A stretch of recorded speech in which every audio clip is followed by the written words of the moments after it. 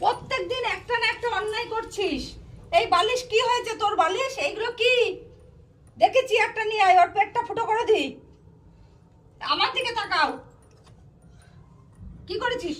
এটা কি হয়েছে দেখি। কোলটা কোথায়? এটা কি হয়েছে? এটা কি হয়েছে?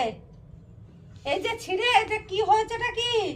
এত শিক্ষিত বানিয়েছে পাপা, পড়াশোনা শিখিয়ে, তারপরেও তুমি মানুষ হওনি। হ্যাঁ, পাপা তোমার পড়াশোনা শিখিয়েছে? তুমি কি করেছো এইগুলো? হ্যাঁ, পাপা কি করলো? এত পড়াশোনা শিখিয়ে কি করলো? এত শিক্ষিত ছেলে, এই পুরো বালিশগুলো অকাজ করে ধুয়ে দিয়েছ। এটা কি হয়েছে? এটা কি এগুলো?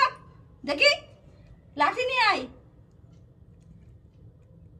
ও ছালটা গুটিয়ে নি। দেখি, লাঠি নিয়ে আয়, ওর ছাল গুটাই নি। দেখি, কান টেনে লম্বা করে দি, ও ছাল তুলে আবার ছালটা তুলে দি, পেটটা ফুটো করে দি। দেখি, পেটটা ফুটো করে দি। এটা কি হয়েছে? এগুলো কি হয়েছে? কি কি কি এগুলো? হ্যাঁ,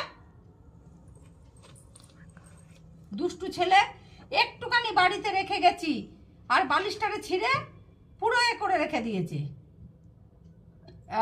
এই দেখি, কি হচ্ছে? কি কি হচ্ছে এটা? এটা কি হচ্ছে?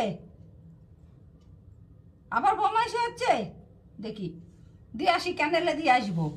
খাওয়া দাওয়া বন্ধ, রাত্রে খাওয়া দাওয়া বন্ধ, কোনো খাবার হবে না, একদম খাওয়া বন্ধ রাত্রে।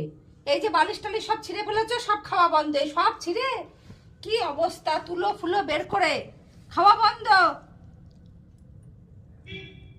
কি হলো?